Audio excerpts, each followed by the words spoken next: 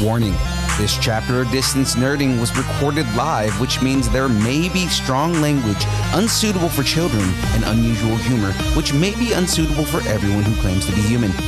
Parental discretion is advised. Distance Nerding. Hey!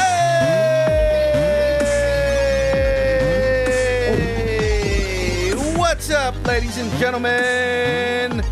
What it do? It's better late than never, but we're here. Ladies and gentlemen, let's get this going. It is time, ladies and gentlemen. It is another amazing Tuesday. You are now experiencing Distance Nerding at a distance. Of course, ladies and gentlemen, I'm your boy, Young Phil. That handsome gent right there, that is the Jahmez 5000. And we're here. And we're here to nerd together. Yep. On time. Perfectly. Exactly. It happens. Yep. We're talking about anything, pop culture, news, movies, food, music, wrestling, comics, Comic-Cons, whatever you're nerding out on, we want to talk about it. Of course, ladies and gentlemen, if you are watching on YouTube like you should be, you got to hit that subscribe button now. If you're listening on any of the podcast apps, drop us a 5-star review. It really does help us out.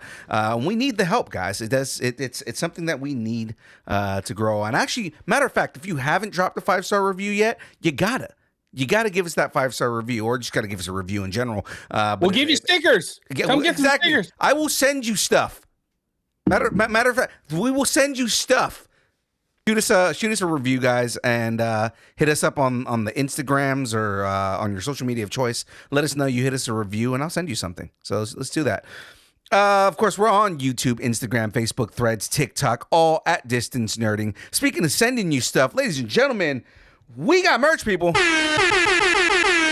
right. So can you. Head over to our website, www.streamlabs.com/distancenerding/merch, and get some of that sweet merch, guys. At Distance Nerding on IG. The link is in the bio. So let's jump into this, ladies and gentlemen. You have now stumbled onto the worst kept secret on all of the internet. Ladies and gentlemen, it's time for some Distance Nerding.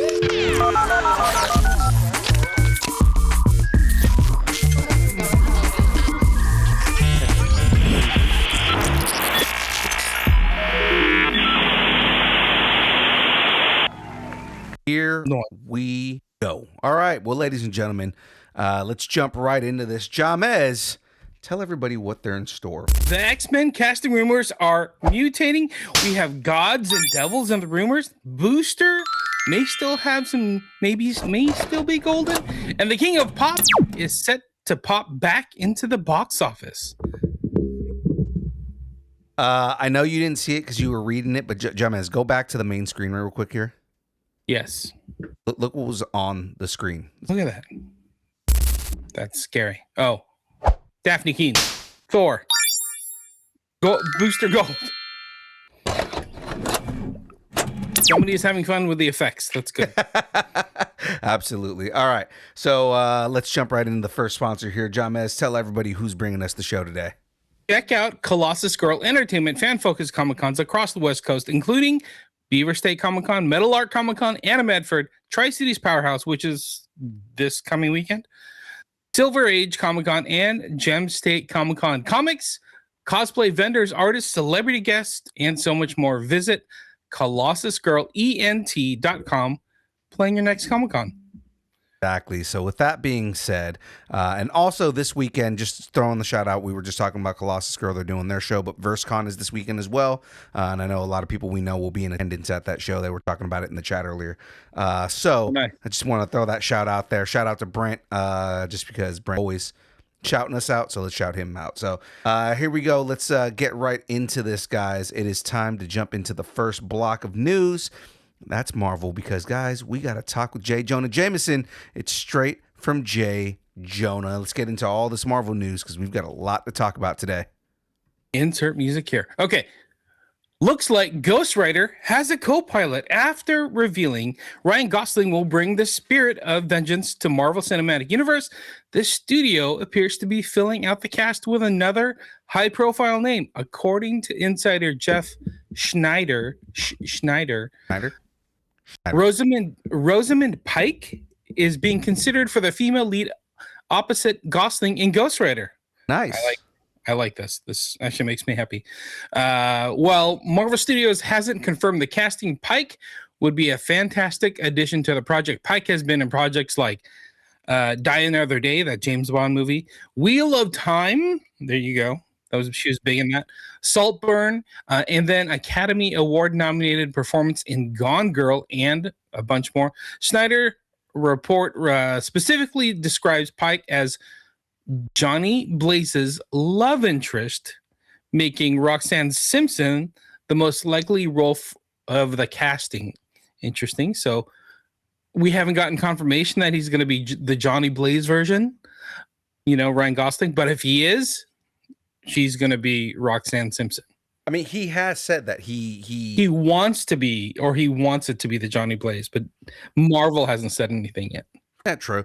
Rosamund Pike's great. I think that she really good picked with her acting ability. I think she would be really good. I think that's a good pick. I like it a lot. So Ghost Rider burns into theaters in 2028. Ready for it? Let's do this. All right. We're revving up the Ghost Rider rumors. Sacha Baron Cohen's Mephisto is rumored to be headed for Ghost Rider, where the character could finally step out of the shadows and become the supernatural MCU threat that he's always been meant to be. The report comes from Alex Perez of Cosmic Circus, of course, who was asked what he's heard about Marvel's upcoming Ghost Rider project starring Ryan Gosling as Johnny Blaze. I think it's going to be Johnny Blaze. Yeah. I really think too, and it makes a lot of sense with Mephisto. If Mephisto is the first villain, Ghost Rider is intrinsically tied to Ghost Rider, but I think it just makes sense, especially if you're rebooting the new Johnny Blaze. It makes. Yep. All right. So Alex Perez said 2 pieces of information. Expect Sacha Baron Cohen as Mephisto, and that Ghost Rider will already be established by the time we get to the Ghost Rider movie, meaning like we'll already be introduced to Ghost Riders up and running, kind of like Spider-Man, kind of like Fantastic Four. It's not an origin story. We're just diving into it, and he's already part of the universe. Which, I mean, it's kind of what we want at this point. Yeah, definitely. I love the way that Spider-Man and Fantastic Four, we just dove in and just like, okay, we're here for the ride. We didn't need the exact origin story. We don't need them, or we don't need Peter getting bit by a spider again. It just happened, and we ran with Spider-Man for 4+ movies, and we don't care about his origin story. Uncle Ben? Who's Uncle Ben? We don't need it. We're good. Don't need an Uncle Ben. It's not gonna be as good looking as Aunt May. You know what I'm saying? All right. Yeah. So what did we say? Ghost Rider in theaters in 2028. What do you think? Are you excited for Mephisto? Are you excited for Sacha Baron Cohen to come back as Mephisto? I think Sacha Baron Cohen did such a good job in Ironheart as Mephisto. I think that he's an underrated dramatic actor. Everybody knows him for his comedies. Everybody knows him for comedy stuff that he does, but like, nobody really gives him praise for the able to do. And I think that he did I think he will absolutely kill it. Yeah, I like it. I know we don't talk about him much, but Ironheart, I thought he was really good in Ironheart. Right. Same. I 100% agree. I agree. All right, let's keep it going. Move over, Thor. Hercules is here. A new rumor claims the next standalone Chris Hemsworth God of Thunder Thor movie might not be actually a Thor movie. Instead, the project could reportedly evolve into a movie centered around Hercules. Interesting. It's an interesting idea, especially after the way Hercules was introduced in the post-credit scene of Thor: Love and Thunder. The latest claim comes from social media scooper James Mack. There's a lot of Scoopers news going on right now. Scooper news from James Mack, who says Marvel Studios is exploring a new version of the project that shifts spotlight away from Thor and puts Hercules front and center. According to the report, Hemsworth would still have a significant presence in the film, but Hercules would become the primary protagonist. So at the moment, previous reports have suggested that Thor 5 wouldn't arrive until 2028 or 2029. That timeline lines up with Marvel Studios' current slate. There's a poll. Who would you rather have, Thor or Hercules?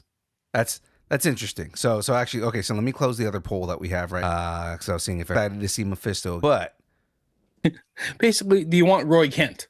Do you want more Roy Kent? Right, exactly. You want Roy Kent with his nipples out? Is that? He's here. He's there. He's every fucking way. It's Roy Kent, which we're gonna get more Roy Kent. Oh, yeah. Trailer of Ted Lasso season 4. Oh yeah, I sure did. But did you see the first episode? Because it's already out. I did not know it was already out, so now I gotta go watch the episode. You're welcome. Things are getting busy. Probably need to go watch that tonight after the show. So, that's gonna be awesome. Yeah, I wouldn't mind telling more, God pantheon stuff. It'd be nice to see how they weave it all together. The gods of like different, religions or different, beliefs and that sort of thing. They kind of started to do it in the last, Thor, which was fun. So it'd be nice to see what else they come up with. Yeah, no, and Hercules was a fun teaser at the end. I excited to kind of see more how they flesh out that character. Comics, he is a fun character in the comics. Fun to see what Marvel have a long-term story. Mm-hmm. And think about it this way: we have like a pocket of the MCU that's like ground-based stuff, another pocket that's magic, another pocket that's like cosmic. We're talking about supernatural stuff with Midnight Suns. What if we have this weird god pantheon type corner of the universe that's Hercules and Thor and everybody else that's just kind of bigger than life kind of thing? It'd be kind of fun. And just kind of seeing like what that relationship ends up have, like some animosity, if there's fighting that happens between the two of them. What is a fight between Thor and Hercules? Exactly. Give me that. Yeah. Give me that. All right, moving on. Marvel has officially finished filming Daredevil Born Again Season 3. That's a good thing, right? Right? Yeah. Maybe. Instead of it sparked waves of concern across Marvel community, with many wondering if this could end up being the final season of Daredevil, but also the final show of Marvel's television universe, I guess. Which was interesting. I didn't even think about it, but really what they're saying is like, hey, so Wonder Man is canceled. We know we're getting Daredevil. But are we, and there's also WandaVision, or not WandaVision, but Vision Quest. Yeah. That's coming out this year. Is there anything else coming down the pipe for the MCU as far as Disney Plus goes? I don't think so, man. And we talked about this on Thursday. Like, this may be not doing TV shows in June. That's crazy to me that they would do this. I don't think so we're talking about the MCU, right? We're not talking about X-Men 97 or Marvel Zombies. I think those projects are cheap enough or under budget enough and has enough fanfare where they'll still make those. But I'm talking about stuff that's MCU related. Like, there's nothing coming down the pipe. I didn't even realize it. That's so crazy to me. So Marvel Studios hasn't announced what's next for Disney Plus live action beyond Daredevil and Vision Quest. And of course, Wonder Man was on there, but it got canceled. Will we find out more at D23? Which is interesting, which is like coming up very soon. I think we will. I think we'll get some at D23. I think we're gonna get the full X-Men cast reveal. I think the confirmations. I think a lot of things are gonna, because Disney doesn't see any profit in making TV. Oh, it's so sad to me.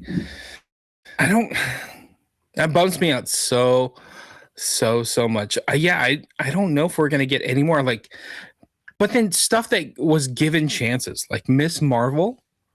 We're not going to get stuff like that anymore. Or like, are we going to get another WandaVision type or Loki type show? Doesn't seem like we're going to get it in the near future. It doesn't really seem like they're going to be out just because they want. I'm not very happy about this, because I feel like, doing a TV show allows them to.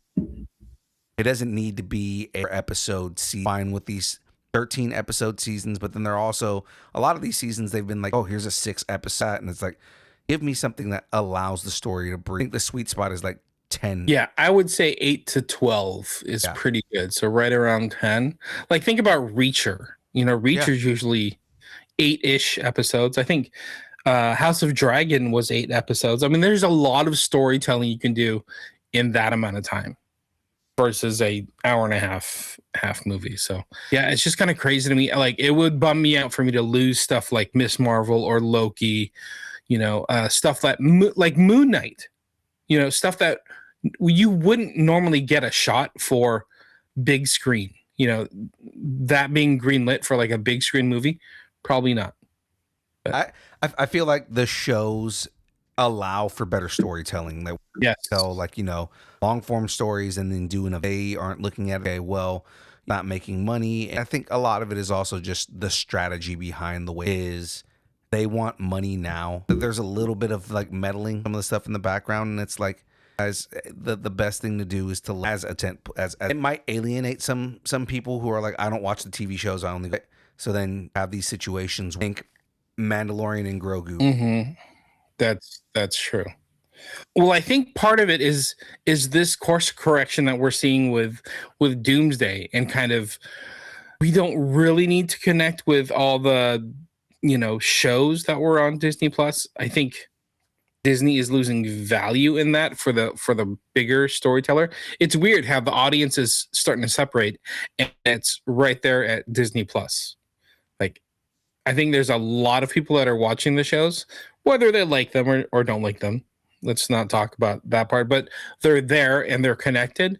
But then there's the I guess the majority of moviegoers that do not watch Disney Plus, and I think that's what's keying them in to be like, all right, this is the issue. We're gonna make money on movies, but the issue is people aren't connecting with it because they're not watching Disney Plus. So we'll see what happens. I don't know. It's crazy. All right. Next. To me, my casting rumors. This is good. There's a lot of rumors, so let me get through all this. Daphne Keen is reportedly in talks to reprise her role as X-23 in Marvel's upcoming X-Men reboot. If the report pans out, Keen would make the jump from an old Fox universe into Marvel Studios' new generation of mutants. Before we get too far into it, she's only 21 years old. That's crazy. I feel like she's been around forever, but Keen's only 21 years old, which fits into the younger age demographic that is the cast that we're going to put together here in a second. So in the last week or so, they not announced, but we'll see. Emma Frost is reportedly being played by Samara Weaving, who's 34 years old. From Ready or Not, IFC's Over Your Dead Body, and romantic thrillers Carolina Caroline. All right. Okay, that works out.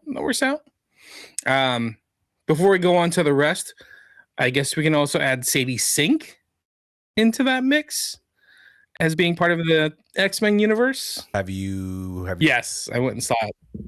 Know the whole deal with that then? I think by next week we can start talking about things. But yeah, so we have who's that? Daphne Keen, Samara Weaving, and then the next one is Kit Connor, age 22, from Netflix's Heartstoppers, A24's Warfare, and the upcoming Elden Rings film as Cyclops. Have you seen him? You got pictures of him? I've seen pictures of him. I feel like he doesn't fit Scott that much for me, but I mean, I also know, like, I trust the casting because casting is always on point. Yeah. See, I think he fits like a young Scott, and the way I feel like I look at him and I compare him to, say, James Marsden, and I'm like, yeah, I could see that, like a younger James Marsden. So I'm like, I'm okay. I can see that happening. All right. Next character, how about Professor X? So this one has a lot of names attached to it, but Christopher Abbott reportedly tested for the role and potentially emerged as the latest frontrunner for Professor X Tony Award nominated actor whose recent credits include Craven the Hunter and the Wolfman, right? Come on now. The Tony Award nominated actor who also's recent credit. I read that part. I know there was a few other people that were also up for Professor X. And then we also have Asa Germain, Sam from Gen V. Do you remember him? Yes. Yeah, I know exactly who that is. The Schwarzenegger's younger brother. Yes. So that actor reportedly tested for Scott Summers, and before Marvel made a decision, I think they're offering him the Angel role. I can see him as Angel. Yeah. I think in the last month or so, they brought in a bunch of actors, and now they're just kind of shuffling them around to see who fits where. But I think they kind of have this like core group of actors are like, this is who we want to see in X-Men. Now we just got to put them in the right roles. So let's talk about Beast. So according to Scooper Daniel Rickman, Charles Melton, best known to a lot of fans for playing Reggie Mantle on Riverdale, has walked away from the Beast role after weeks of reports connecting him to the character. Rickman also claims that the full X-Men cast reveal will be coming at D23, which is this coming weekend. So we'll see if Charles Melton will be part of that. He's also saying that it might not happen anymore. So I mean, like, and the only reason it wouldn't happen is because they have cast officially in play. If somebody walked away, then let's like go to the next person that we had and have a contract signed before D20 casting announcement. Have everybody locked down. You know, that's a good point.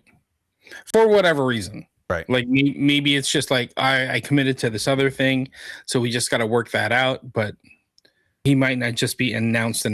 But I think that's also key that Rickman said is that D23 is when we're going to jump off with all the X-Men stuff. So with all these casting rumors, is Marvel getting ready for a fully pull back the curtain on the X-Men reboot news? I think so. Again, there's a lot of potential for different people that they're looking at for all this. I've been seeing a lot of stuff for Storm. I've been seeing a lot of Rogue. I mean, we're not going to know anything. Yeah. I've heard a few Rogue casting rumors. I left it off this because none of them seemed like official like the way these ones felt like multiple outlets were reporting. So I just stayed with these. I think Kit Connor and Samara Weaving are the only ones. Yeah, I agree. They're definitely going younger. Definitely. All right, let's keep it going. Does Marvel even know how to Disney Plus anymore? According to a new report, Champions and Strange Academy may no longer be headed to Disney Plus. Instead, Marvel is reportedly considering turning both into theatrical films. The report comes from insider, again, Daniel Rickman, who says that both projects originally developed as streaming series are now being evaluated as feature films. Marvel Studios hasn't confirmed the report, but it would certainly line up with the studio's current direction. So the studio's live-action Disney Plus lineup has become surprisingly small heading into 2026. So it's Vision Quest and it's Daredevil, and we're done. I mean, that's what it's seeming like they're doing. Again, I'm not a huge fan of this. The way that they're looking at Champions rather than it being probably going to do like an ensemble Young Avengers film. I would prefer TV characters and whether they act as a team. Strange Academy is kind of the same thing, more of that. But as long as the adaptations that they out are telling the right story, you know what I mean? I agree. But I'm okay with movies. I totally am. But yeah. I really like long form storytelling. I really love series. I think it would do better as a series, especially since a lot of these characters were from Disney Plus shows. So I don't know. I hope it stays that way. Okay. Next story. Marvel. Why did you say that name? Marvel. Could Zack Snyder actually end up directing a Marvel Cinematic Universe film after spending years associated with DC and helping define its cinematic universe or its extended cinematic universe. The idea of Snyder stepping over to the MCU is something few fans wouldn't have predicted. According to Scooper My Time to Shine Hello, Marvel Studios President Kevin Feige may have interest in bringing Snyder into the MCU. So no details attached, no movie, no characters or timeline, just the what if Marvel brought over Zack Snyder. What are your thoughts on that? I see it happening. I see it being something that Marvel is going to be like, yeah, you know, we got to capitalize on this. The Snyder, he brings his own built-in, you know. So I mean, like, you know, the Snyder Bros are going to be up in arms about him doing a all over that. So I'm not against it. I mean, you know, my whole thing is I think that photographer, I mean, like the dude, his cinematography skills are unmatched. As a director, he's okay. You know, I think that it is a big move. I also think that there is, he just had a meeting. He posted a picture this morning, had a meeting with, Interesting. and I know that James Gunn and Zack Snyder are friends about the different things that they, and he has talked about wanting to bring Zack. The fact that Zack was at Warner Brothers, there's a chance that it could be, you know, idea. I think you it, or, it's, Yeah, I could see, honestly, I could see both happening. And Zack Snyder, he's kind of a free agent now. Like he used to have that, I forgot what the universe was called, but he had that whole project over at Netflix. They kind of womp womp went away. You know, it only ended up with 2 movies. It was supposed to be 2 movies and Rebel Moon. yeah, exactly. And like a couple series, but it just became 2 movies and that's it. So I could see him being a hot commodity for DC or for Marvel. Yeah, and like what you said, he's a name. He'll bring his own audience, but also I think he'll bring audience over from whatever like his DC stuff will definitely go watch his Marvel stuff as well. This one's interesting because I put it in the chat and it's split. Yeah, it's interesting. So I honestly I think Marvel could do something that would kind of I don't know if it's like slap in the face of James Gunn, but if they gave him something, if they gave Zack Snyder something cosmic, you know, like, oh, here do Nova, you know, do the next Captain Marvel or something like that, and it's very cosmic oriented, which was kind of James Gunn's realm in the Marvel universe. Yeah, but you also want to just make sure that whatever you're giving, you don't want to just be like, hey, you should make a Marvel movie, and it's kind of like him forcing down a Marvel movie. You know, I definitely would want it to make something in Marvel. He feels is in his wheelhouse and fits him, right? Because he has a very, very distinct, you know, kind of look to his films. Stylized, Very stylized. Yeah. I just think everything that his name and Frank Miller's name were attached to. So, yeah. Right. And between him and Frank Miller, like a very similar style and look in the film. So it's kind of like you don't want to throw him in like you're going to do the next Guardians of the Galaxy movie. And it's like, that's not his style. It would just feel really weird. He needs something that is big in scale and has like an epic feel to it. Good point. Don't want to give him like a small ensemble film. That's a good point. But you know, if you think about it, like, yes, it's grandioso with like Batman versus Superman, but also when you boil it down, he only really lets a few people talk. You know, like Batman v Superman, it's like 10 people talking. That's it. So, yeah, I guess he just needs. Let him blow up a planet or a city or two, and he'll be fine. He'll be fine. The chat. So the chat idea is Mike is saying I rather have him fuck up the Escape from New York reboot. I think I would like Zack Snyder's take on Escape from New York. I think that would be a really fun take. Is him taking over. Sewong saying yes to Snyder. Imagine Kevin bringing him in just like James Gunn. He wouldn't. Sewong, and that's what I was saying before. the James Gunn and Zack Snyder are friends, and they constantly praise each other on the work that. So I don't see.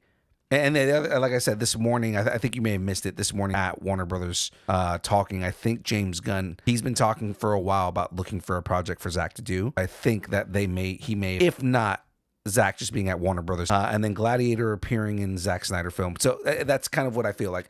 If they did something that was like a cosmic film, have Gladiator be a character in that film, I think he would do a really good job with a character like Gladiator. Basically, you're giving him another. Yeah, that's a good point. Good point.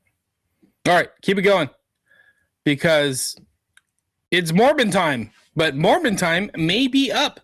Sony spent years trying to convince audiences that a Spider-Man adjacent universe without Spider-Man could work. Instead, it delivered one disappointment after another with Morbius, Madam Web, and Kraven the Hunter, leaving fans wondering if the experience had finally run its course. During a conversation with Matt Filoni, Sony Pictures Entertainment Motion Picture Group CEO Tom Rothman hinted that the studio could be looking at a fresh start with new creative talent from a string of critical and commercial disappointments. Interesting.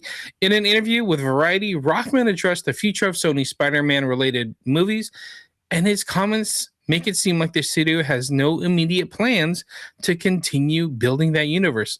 He said, ultimately, the audience wasn't satisfied enough with Sony's Spider-Man spinoffs. Whether that's a fair assessment or those movies, who knows? That's howling in the wind. The audience is the boss, and they didn't respond. It's as simple as that. I think they're done with it. The thing is again, where they messed up with these movies is trying to do Spider-Man villains without Spider-Man. There are ways to do origin characters, but you're not doing it in a way that's fan that we care about it. You're also not just you guys are just kind of like doing films for the sake of doing films rather than trying to make it good. I agree. And a lot of what I like, again, I think what these studios are not understanding is that we don't want movies with a character just because, oh, I know that character's name from a comic book. You know, what I want is that character that I fell in love with reading on I want a film that does that character. And what you guys were doing was more like, oh, hey, let's pluck this character and make a movie with him, but we're going to completely change. I understand changing things so that they'll do that in a way where the character is done wrong. Tony Stark is a perfect example of that. Almost everything in his backstory except for the of it, and it still worked. Yeah, I can see that. Yeah, that's a good point. I think one of the things that did not help them in the beginning is that Venom did well, because then it kind of said, look, we know what we're doing. We don't need you, Marvel. We'll just run our own stories.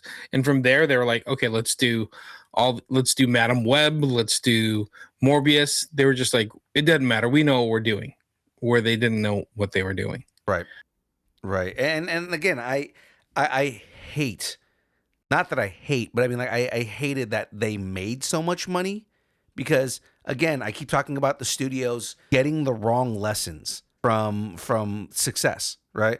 Oh, we were successful because the movie was rated R. No, you were successful because it had a good story. That's what it comes down to whether the film itself has a good story, and if it does have a good story, does it connect with the audience as far as being true to the source material, but at the same time telling a new story. Yep. You know what I mean?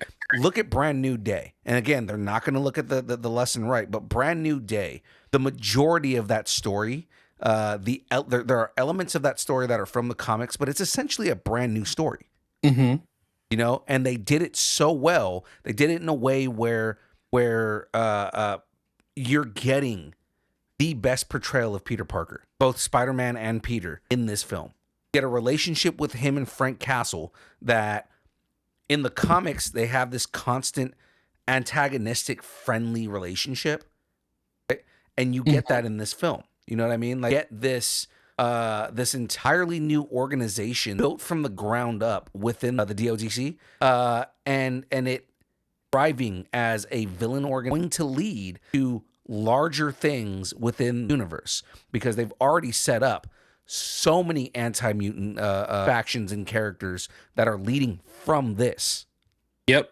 You know what I mean? Like, I agree. Yeah. So I mean, like, I feel like, again, there are ways to tell new stories with these characters that still feel like they're from the comic books, and you're not getting just, hey, we're gonna take a character and we're gonna put a character know's name on it. Morbius, terrible. Craven was a fucking sacrilege. Madam Web was absolutely terrible, just bad in its storytelling. You know, trying to do like, oh, we're gonna take a villain that basically looks like Spider-Man but is not Spider-Man. No, guys, like, and on top of that, you guys own the rights to the character. Put Spider-Man in the story. Yeah, it's so weird. I don't understand why they never attempted. It feels weird that they would end their pocket of the Marvel universe without trying to incorporate Spider-Man somehow. Though I do get that if you have Tom Holland in a movie, he's going to demand a lot of money, but also Marvel's probably going to say, okay, if Spider-Man's in it, we get to say what's going to happen in this movie. And honestly, I don't think that's a bad thing. So I don't know. It's crazy to me that Sony does the worst Marvel pocket of the Marvel universe, but also the best versions of the Marvel universe, like with the Spider-Man Tom Holland movies and with Across the Spider-Verse, Beyond the Spider-Verse series. Like, that is the pinnacle. That's the top of the MCU style movies, but also we get Madam Web and Morbius. And Say Wong saying like which the Spider-Man universe will worse. I like that. Just because the different takes that you had on Andrew Garfield's version of Spider-Man on the character, it would make sense to tie them into that world, which I think they said was tied into that world. They just didn't show Andrew Garfield's Spider-Man in any of those, which you could have done. Mm-hmm. They just never pulled the trigger. And the whole post-credit scene with what's his name? Tom Hardy. Yeah, but I mean, like that they were also like really pushing that those. I'm okay with that. Again, we got a little. Mm-hmm, mm-hmm. I don't know. We'll see. Well, I think there's a lot of changes happening, not just at Sony but Marvel. And I think when Marvel, I don't want to say right the ship, but finds the path that they want to take, I think that's when Sony is going to make some decisions on what they're going to do with their pocket Spider-Man universe. Mm-hmm. Only successful Spider-Man franchises, except for Beyond the Spider-Verse, except for the Spider-Verse movies, which are, and aside from the Spider-Verse movies, there is not one Spider-Man venture that Sony has been at least with that Marvel wasn't involved in. Yeah. The movies that Marvel was involved in put out on their own because they don't have a Kevin Feige. They don't have anybody who actually there. Yeah. That's the lesson that they should not that, oh, we got to let Kevin Feige do everything. No, if you're going to do something like that, have somebody who actually gives a shit about Spider-Man and the characters, handles those characters with a helm that. If you're And I think as much as this says for, say, Tom Holland and Marvel and what they can do with Spider-Man, I think this says a lot about what who's it? Lord and Miller, what they do with the Into the Spider-Verse series, and it just shows that they know how to build a universe as well. They need to leave fucking Lord and Miller alone. Yeah. Every time like we hear that, oh yeah, Lord and Miller are not going to stop having creative differences. Let Lord and Miller cook. Because when you let Lord and Miller cook, they come up with good shit. Yep. They're not the problem. You're the problem. Exactly. Oh, we don't think that's going to make money. Hey, you know what? It's going to make money because Lord and Miller's name is on it. Exactly. Let them cook. Those dudes know what they're doing. Let them cook. Okay, moving on. This is my last Marvel story. All right. Too long, didn't read. Also, what is a rune? When Robert Downey Jr. walked onto the Hall H stage for Marvel Studios San Diego Comic-Con panel, he was embracing Doctor Doom's signature look with a striking green outfit. As it turns out, the jacket he was wearing wasn't just a stylish nod to Marvel's next villain. It maybe hiding a message that points directly to Avengers Doomsday. One sharp-eyed Marvel fan on Reddit took on the challenge of translating the mysterious runes stitched into Downey's jacket. The fan explained that he cracked the code by writing a phonetic cipher of English by cross-referencing the Dom Latveria coffee product and both Elder Furthark and Anglo-Saxon runic alphabets. And he said, I've created a somewhat shoddy but still very accurate version of the Latverian rune alphabet. So maybe this is why the whole Latverian coffee thing was a thing. I don't even remember where it was, but people on Reddit have absolutely no lives. Fine, because they do this for us. That's fine. It's fine. Thank you. So putting the messages together, the messages read, I think it was like on his sleeves, on his lapel, on his coat. So putting that all together, it read, revenge, justice, there is no promise of tomorrow. To the victor, go the spoils. Yeah? Okay. Victor Von Doom. The Go the victor. spoils. Yes, there it is. All right, we'll find out exactly what Victor Von Doom has planned when Avengers Doomsday hits theaters on December 18th. It is interesting to see took the time to translate the runic alphabet of that film to figure out what that jacket is, but it also talks about it essentially is some motivation to Victor. Yeah. I don't know if they needed a whole coffee pop-up thing for this, but it reminds me very much of like Saturday morning cereal boxes with codes you got to do on the back of the cereal box and put it together. We just got a Marvel version of that. Okay, that's great. That's fine. Our cereal box was Latveria. I don't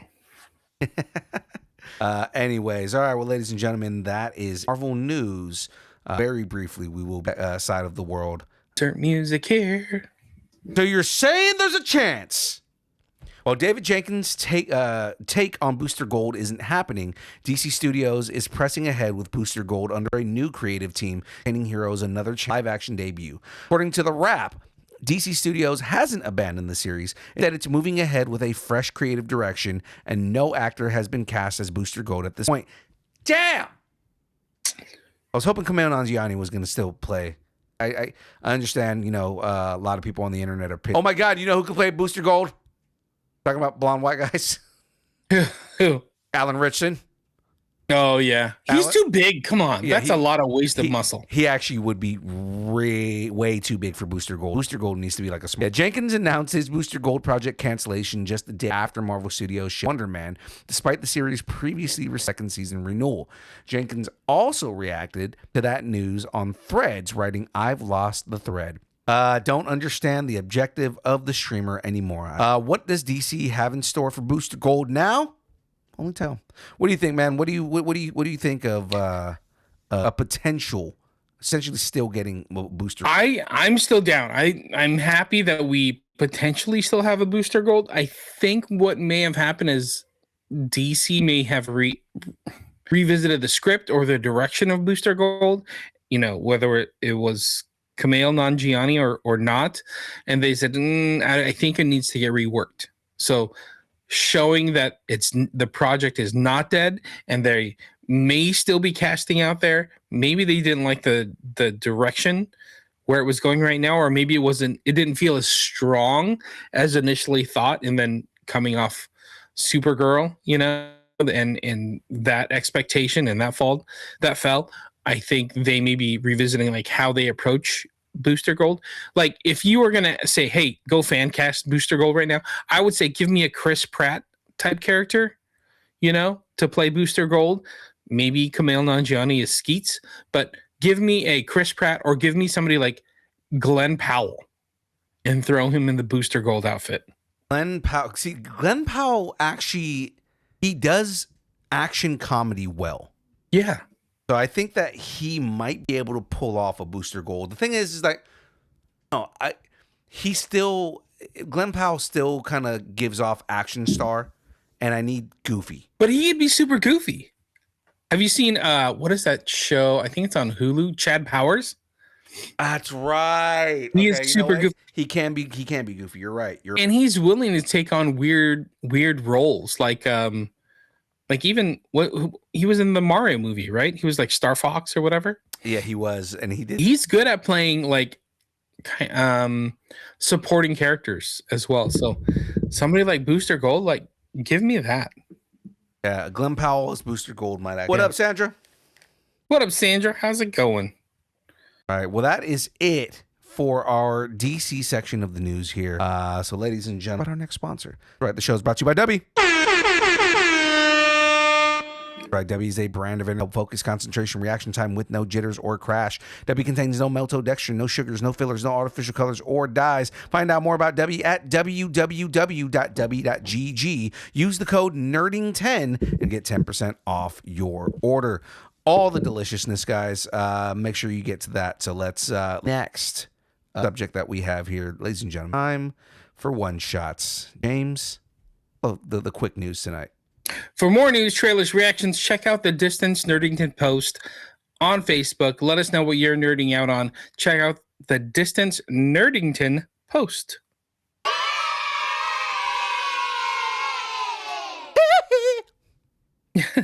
Hey, you're right. Come on, man. It's my line. Okay. Chamona. There's a sequel. The king of pop story isn't finished on the big screen, and Lionsgate already has cameras in sights for the next chapter. Following the massive success of Michael, the studio is moving forward with a planned sequel, and it's hoping to begin production toward the end of 2026 or early 2027. Michael became a thriller at the box office, earning over $1 billion worldwide. I still haven't seen it, but I know a lot of people went out for this movie. Yeah, a lot of people complained about them not talking about the controversies and that. They kind of focused a lot on and some of his career stuff, but they didn't get into like. Now, I'm okay with that. If they ended it in the 1987 Bad Tour, kind of get into the controversy. It could be a much more dramatic film talking about that up until his death. Mm-hmm. I honestly haven't seen the movie yet, but I'm okay with them staying away from the controversy. Like, just go. It was almost like just a celebration of his music and his story up to that point, and I'm okay with that. I think a lot of us would be, but there's like, you know, that was like the big, but also the family happy that they didn't that stuff, because nephew who played home said specifically that I heard there was a lot that was left out. Which is like, okay, there's going to be a Michael too. Let's see what happens. Let's see. The film closes the words with his story continues, making the studio's intentions pretty clear. Even before the sequel received an official green light, the first movie brings Jackson's story up through 1987, The Bad Tour, leaving decades of his complicated life and career available for the sequel. With filming starting end of this year, early 2027, Michael Part 2 could moonwalk into theaters between late 2027 and the first half of 2028. Come on. oh Easy. You got a hernia right there. Watch out. Who's bad? I should like put all that on the soundboard. When did that come out? When is it streaming? I think it's already streaming, man. When is Michael streaming? Today. Yesterday. Oh, it just came out. Well, what's it on? This is the thing. It's on Stars. Okay, so let us continue. All right. You know, I think I do have Stars. You have cable, so you can do. I don't have cable anymore. Thank you very much. It is 2026. I do not have cable, and that's not how cable works. I can't just pull up Michael Jackson's movie on cable. If you have cable, then you have a way to get into this app where you can pull it up on demand. Yes. If I have cable, that means my back is probably hurting too. I should go see a doctor. That means you need to go. You actually. If you still have cable in 2020, you guys, you got to go get your prostate checked. Check your prostate. No, wait. All right, never mind. Okay, sorry. Next story. Meet George Jetson. Do do do do do do do do do do. His boy Elroy. Do do do do do do. All right, Warner Brothers has confirmed a live-action The Jetsons movie is in development with Jim Carrey attached to star. It's a pretty wild combination of actor and property, but it actually kind of makes sense. The original animated sitcom debuted in 1962. And imagine an American family living a century into the future. Warner Brothers revealed the project in a shareholder letter, which discusses the movie plan for 2027 and beyond. Interesting. So, real quick thoughts. Initial reaction: Jetsons movie, Jim Carrey involved. Thoughts? I feel like this is a little bit late because this is something like the Boom Barbera cartoons into thing. Yeah. They like did Scooby-Doo, they did Flintstones. Flintstones, they did all that, right? I feel like they are running, but I think there is a chance for it to thrive a little bit better because we have better make something like this. Like, imagine how chintzy Rosie the Robot, Exactly. right? But now you can like have her. I mean, it might still be chintzy, but I'm like, they can have Jim Carrey as George Jetson. I don't know how I feel about that. And it's funny that Jim Carrey, someone who said that he was quitting acting and then came back for 2 more films, Dr. Robotnik, now signing on to play George Jetson. Yeah. Yeah. That's good. But for some reason, I feel like, assuming that he's playing George Jetson, for some reason I could see him in that role. Even though George Jetson is he's kind of a bumbling idiot, but he's also like the straight man of the show. Right. But I think for some reason it just works in my brain that he could play George Jetson. So hear me out. Okay. Danny DeVito. Okay. All right. It's not bad. It's only because I can imagine Danny DeVito yelling at Jim Carrey. Yeah. About how he's late to work and like that. All right. The studio didn't offer much in the way of story details, but it did confirm the most important pieces of information. Beyond 2027, the slate will continue to leverage iconic intellectual property, including a live-action Jetsons film with Jim Carrey. The same letter also referenced future installments of The Matrix and The Batman. Interesting. God. Okay. The Matrix, we don't, and I know they want to cash grab that, but we don't. Batman, I know they're doing Right. Batman. So I mean, like Batman, I understand, right? They don't need to do more animated stuff because I don't think they need to do more. Try to do it again. Tries to charm. Yeah. I don't know. I think that's a big enough IP where they don't want to let it go. But again, I don't think they know what to do with it. Like I said, do something animated with it. I think. Yeah, we'll see. By the way, so again, it came out in 1962, talking about American family in the future, a century in the future, which would put it in 2060. Which doesn't feel that far off for some weird reason. They really would need to push it out. Like, oh, okay, hold on.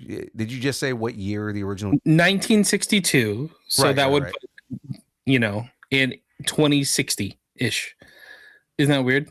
Well, that's what I was saying. Is like, what year? Show was in 1962. What year did it take place? A century ahead. So 2062. Okay. So So I mean, they would need to do like 2162. Exactly. Or 2127. Yeah. Give me that. I'm okay with that. Give me that. All right. Let's keep it going here. All right.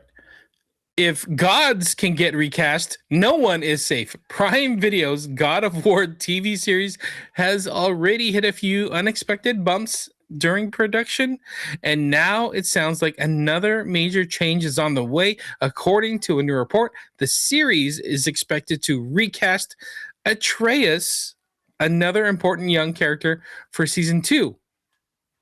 So while that may sound surprising at first, fans of the games will probably understand exactly why it's happening. According to the casting description obtained by MP1ST, MP First, Happy first? Okay.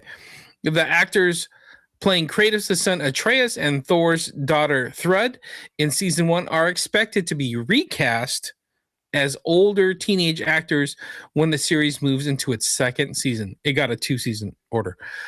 So I know we're getting this weird, casting shakeup with God of War, but it actually makes sense. So the story was being told across the acclaimed Norse saga between God of War 2018 and God of War Ragnarok. We're seeing a lot of character development and growth within that time span. Yeah, and So, I mean, makes you're sense. aging up the character. Yeah. It's like Game of Thrones, House of Dragons, season 1 and season 2. Yeah, that's just how it's going to happen because that's what the story's asking for. So, no big deal, right? Are you okay with if they bring in Dave Bautista to play I wouldn't have a problem with Dave Bautista. Kratos? Funny how he lost all this muscles. He's like, that's where the money is. It's just like, oh yeah, I was trying to get other roles, but I mean, buff characters. And Dave Bautista makes a lot of sense. Like in all reality, my first pick would have been a Paul Levesque. But Yeah, I see what you're saying. You know what? Who I thought would have been cool, but he's already tied up with a bunch of other things. But like Alan Ritchson as Kratos, throw a beard on him and see what happens. I have to cut his hair though. Okay, sure. You know he sings too? Yes, I do. I know he was a male model before he got. Obviously, he was a male model before all of that. Yes. All right, moving on. Your invitation has been revoked. David Fincher has been developing an American version of the Squid Games for Netflix, but the project has reportedly been killed. Get it? Killed? Netflix killed. According to the playlist, sources close to Netflix say Fincher's planned Squid Game project isn't moving forward. Exactly what the filmmaker has planned and remains something of a mystery. Netflix hasn't completely abandoned the idea of a Squid Games international storyline yet. Instead, there may be loose plans being discussed for regional spin-offs or set in different countries. As for Fincher, he's okay. Fincher's going to be okay. He's currently directing The Adventures of Cliff Booth, the Once Upon a Time in Hollywood sequel starring Brad Pitt. Yeah. And again, I thought that this was interesting that number one, Tarantino is property to someone else, and of all people, it's David Fincher. I mean, like, that's going to be interesting. As far as this goes, as far as like Squid Game America, I had already said before, I didn't feel like this was right.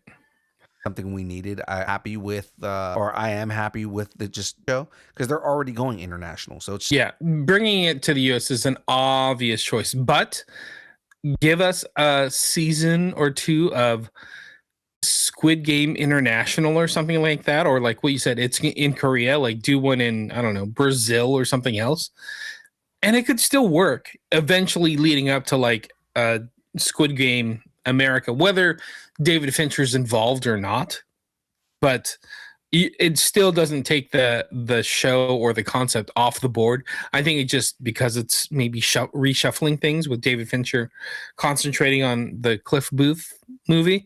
Like, all right, let's just pause on the American version of Squid Game and let's see what else we can do. I don't think Netflix is going to walk away from Squid Games. They have an interesting way of taking an IP that works, that may have ended or run its course, but reinventing it, like the way they're doing Stranger Things, Tales from 85. I think that's a brilliant way to continue stories within that universe for the fans of that show without meddling with making the actual series run too long. All right, I don't know. Put a poll in the chat. Do you want more Squid Games or something like that? What's weird though, my kids will come home like, oh, how was school? What'd you do? What'd you do at recess? We played Squid Game. What? How do you play Squid Game at school? They're like, so who died? Yeah, exactly.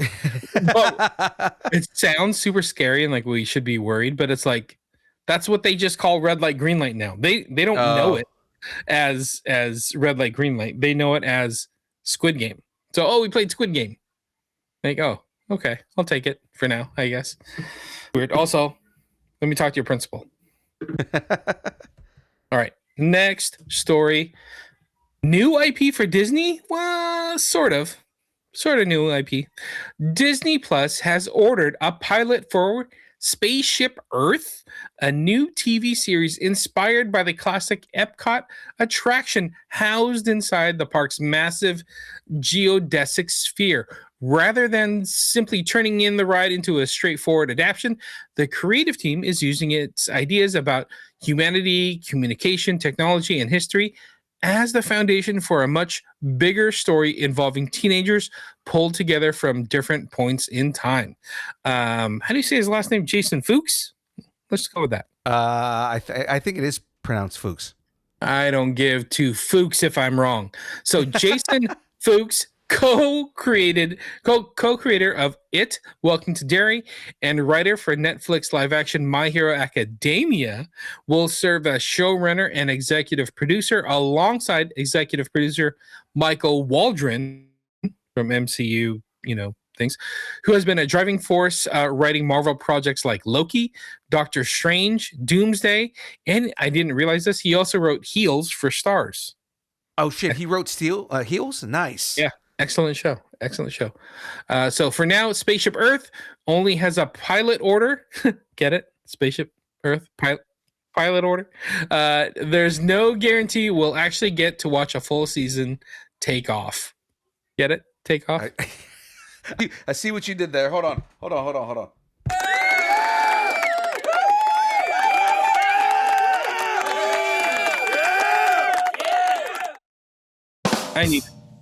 I needed that. That's good. There you go. I big my friends up. All right, bigging you up right there. To be honest, I know nothing about Spaceship Earth. I've been to Disney World, but I didn't get to see Epcot, so I have no attachment to Spaceship Earth. I don't know anything about it. I've never been to Yeah. Okay, Disney Plus. Well, what's nice is Disney Plus is getting a project. That's good. It's not Marvel. Yeah. It's not Star Wars, but not Star Wars. That'll do, donkey. That'll do. All right. Stone by day, warriors by night. More than 30 years after Gargoyles first brought Goliath and his clan to the rooftops of New York City, it looks like Disney's cult favorite animated series is finally getting a comeback. Original series star Brett Spiner, Data from Star Trek The Next Generation, has revealed that a new animated Gargoyle series is in development. No official statement from Disney or Disney Plus, but hey, D23 right around the corner. We're starting to get all these Disney rumors. So are you excited to finally get more Gargoyles? I am 100%. I have been waiting for this for a while. I was kind of excited when they talked about doing a live action thing and keep Dave on the hook for it. But hearing that they're gonna do more of the cartoon, I'm 100% on this. I want more of this. I want to see more of Xanados. I want to see more of all the different characters that are involved in this. You know what I mean? I'm so excited to get more, and kind of I want the X-Men 97 treatment with for Gargoyles. Mm-hmm. Was this on after Batman the Animated Series? Yes. Like on Fox or whatever? Yeah. This came out late 90s. Right. But I mean, I think it was like Batman at 4:00 and then Gargoyles at 4:30 or something like that. Was that, if I remember right? Well, Gargoyles eventually ended up going to okay. I remember it being like an after school. There you go. Yeah, I liked that whole era of a little bit darker tone, a little bit more mature tone to animation. Did so well. Batman the Animated Series, Gargoyles. What was the other one you said? You said another one. I forgot. But I loved it.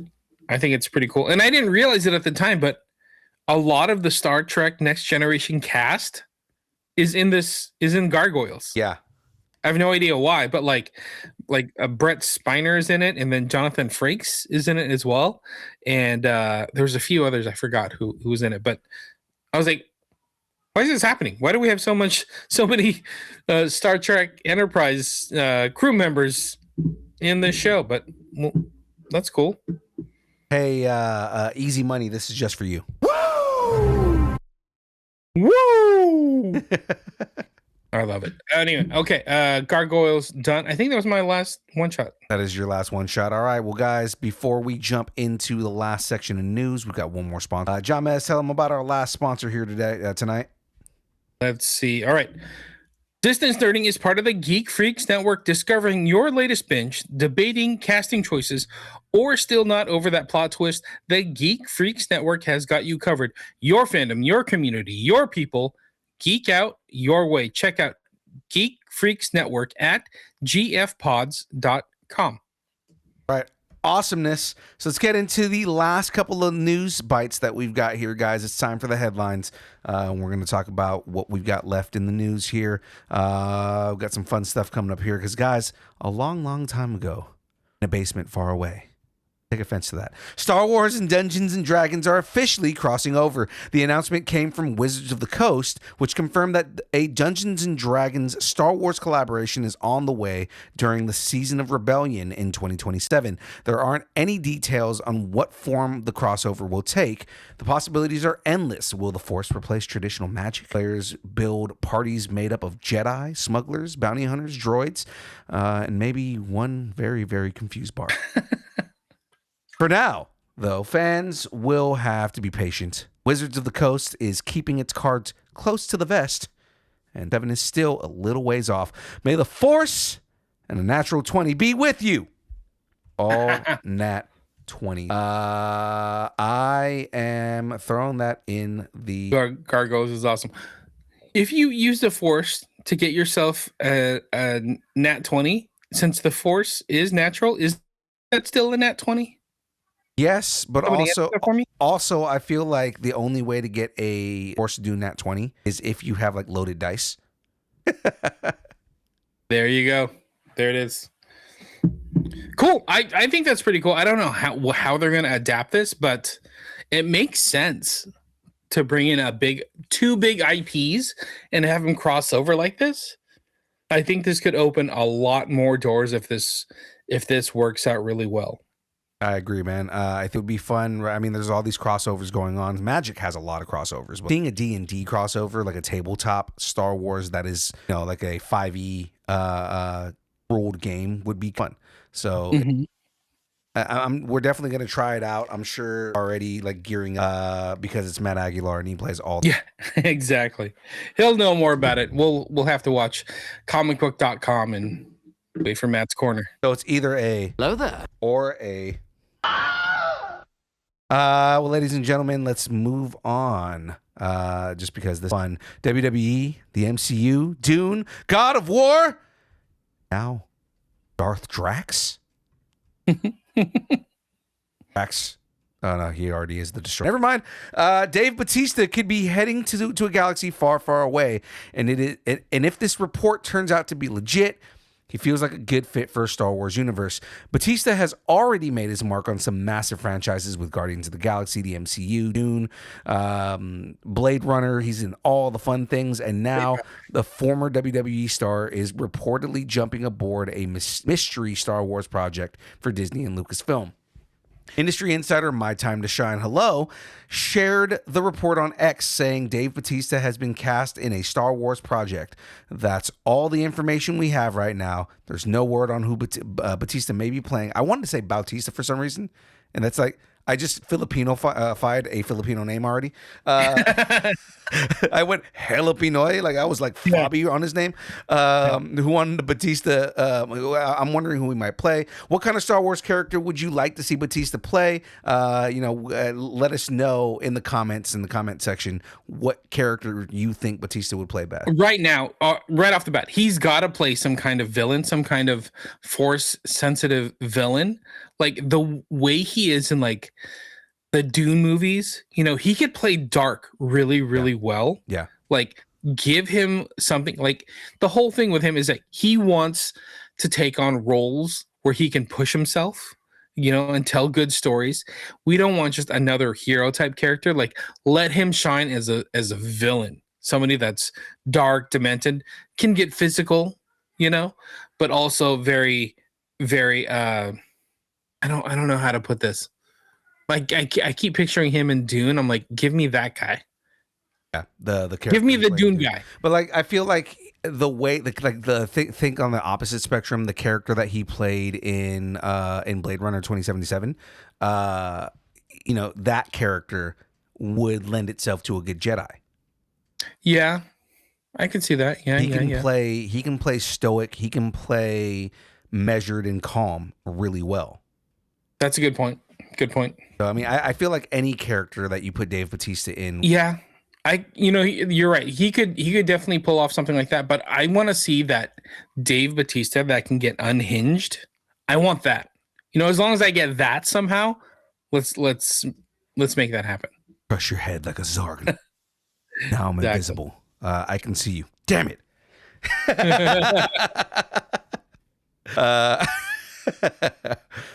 All right. Well, let's continue on here. Because again, this is fun, but again, let us know in the comments what kind of character you think. One more mission for Snips and the Sky Guy. Hayden Christensen is officially returning as Anakin Skywalker for the second season of the Star Wars series Ahsoka, and an intriguing new detail about his appearance has opened the door for something fans have wanted for years: more of live-action Clone Wars materials. If long-running rumors pan out, we can even see Anakin, Ahsoka Tano, and Obi-Wan Kenobi together in live action. According to The Direct, some viewers who have reportedly been given an early look at Anakin in Ahsoka Season 2 have pointed out that the character has a different appearance. Flashback? World Between Worlds? Else? Ahsoka Season 2 has been pushed from late 2026 to at least 2027, making it the only upcoming live-action Star Wars TV series currently confirmed. Interesting. It's got to be a flashback, right? That's the only thing that makes the most sense, unless you have some kind of Force Ghost scene where or the World Between Worlds stuff. Yeah, the World Between Worlds makes a lot of sense. There's a lot of ways that where you but I think what fans want the most, all three of them fighting in live action. Yes, I think that will happen, but I also think they're going to find a way to put Hayden Christensen, Ewan McGregor, and Rosario Dawson somehow together on camera, like an older version of Ahsoka with Obi-Wan, with Anakin, I guess. Hopefully it's I think there's going to be somehow they're going to make that happen, whether it's World Between Worlds or something like that.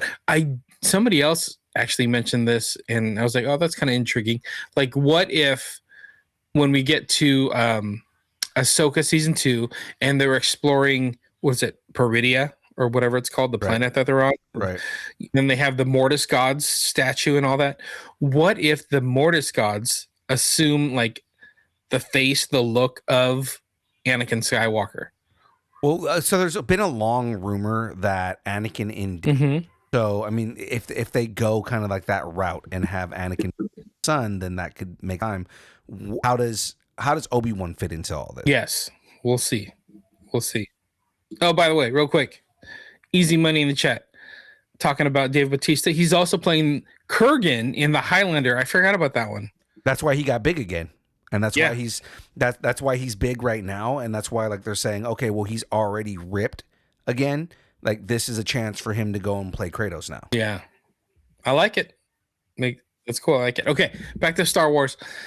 I want to see Rosario, Ewan, and Hayden somehow on screen together. I don't know what they're gonna do, but I kind of want to see that. I think if anything, it'll end. Yeah, I think it's gonna be Clone Wars, more Clone Wars stories being told, which that's got to be a dream come true. She's already done a scene with Christian Haydenson. Now you're doing one Christian Haydenson and Ewan McGregor. Like, that'd be amazing. All right, There we go. All right. Well, let's move on to the last story here because we've got one last Star Wars story to talk about here. Where does Filoni want to take Star Wars storytelling? A lot of possibilities. The expectation has been that Dave Filoni would bring the stories of The Mandalorian, Ahsoka, and Skeleton Crew together in one massive Star Wars crossover movie. Now, a new rumor suggests Lucasfilm may have completely different plans. According to scooper Daniel Reichman, Lucasfilm is reportedly reworking Heir to the Empire from the feature film into a limited Disney Plus series. Thank you, God. Thank you, Mortis gods. If the report is accurate, the project would act as the grand finale for The Mandalorian, Ahsoka, and Skeleton Crew, bring all of those interconnected stories to an end in episodic form instead of a theatrical release, which is what we need.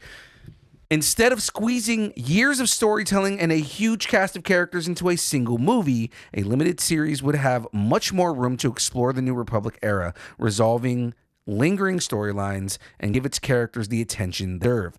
As always, worth remembering that this hasn't been confirmed by Filoni, Lucasfilm, or Disney. Still has time to ruin this. Well, it's finally, this story or this episode, I should say, has been a lot of like what Disney Plus is not doing anymore.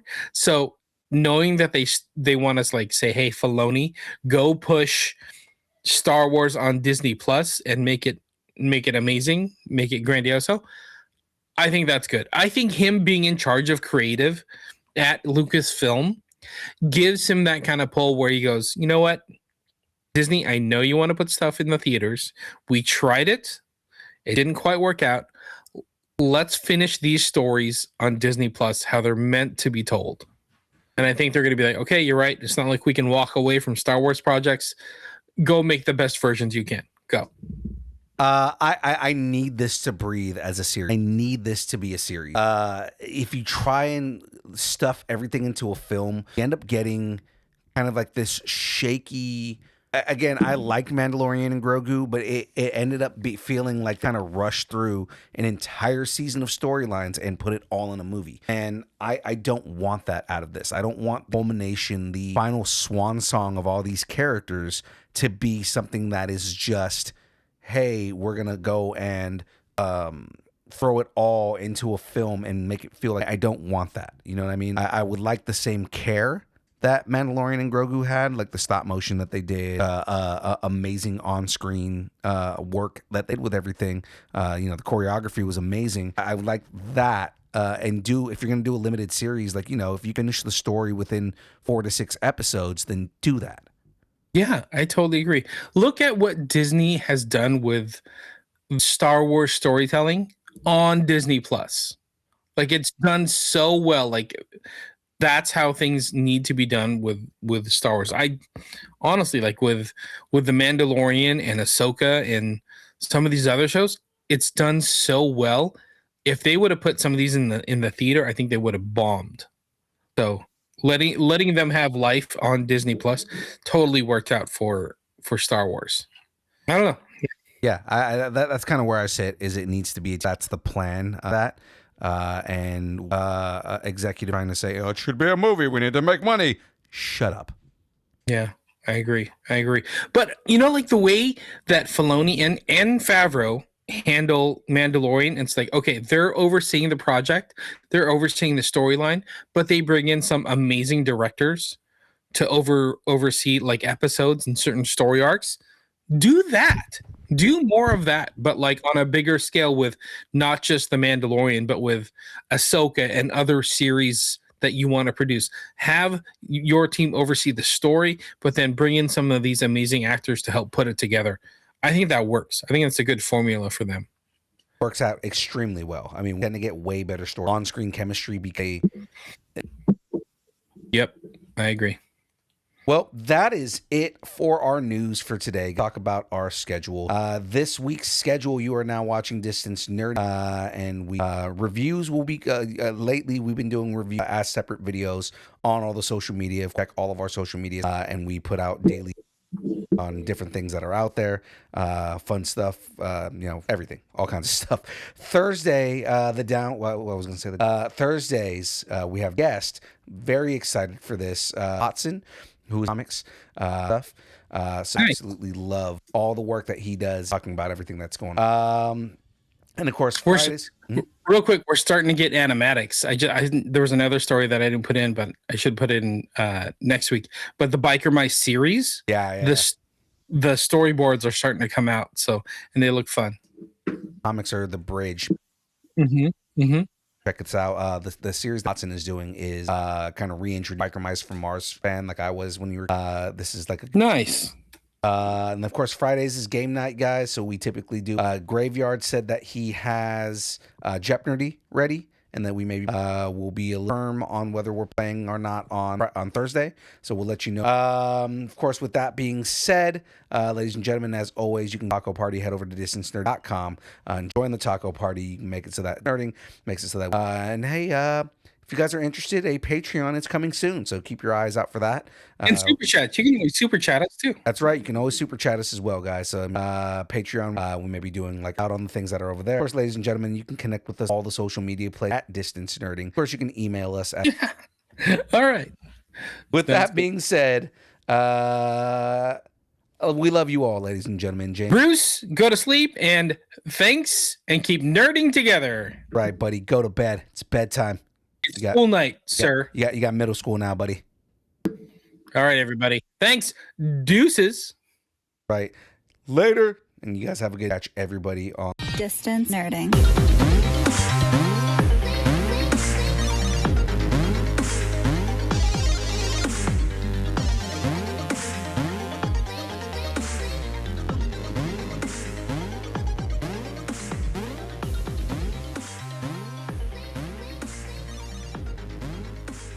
This was a production of the Distance Nerding Podcast and Time for Tacos Media. For more content, follow us on Facebook, Instagram, Twitter, Twitch, YouTube, and TikTok, all at Distance Nerding. If you enjoy our content, please leave us a review on Apple Podcasts, Spotify, or wherever you get your podcasts. Thanks, and keep nerding together.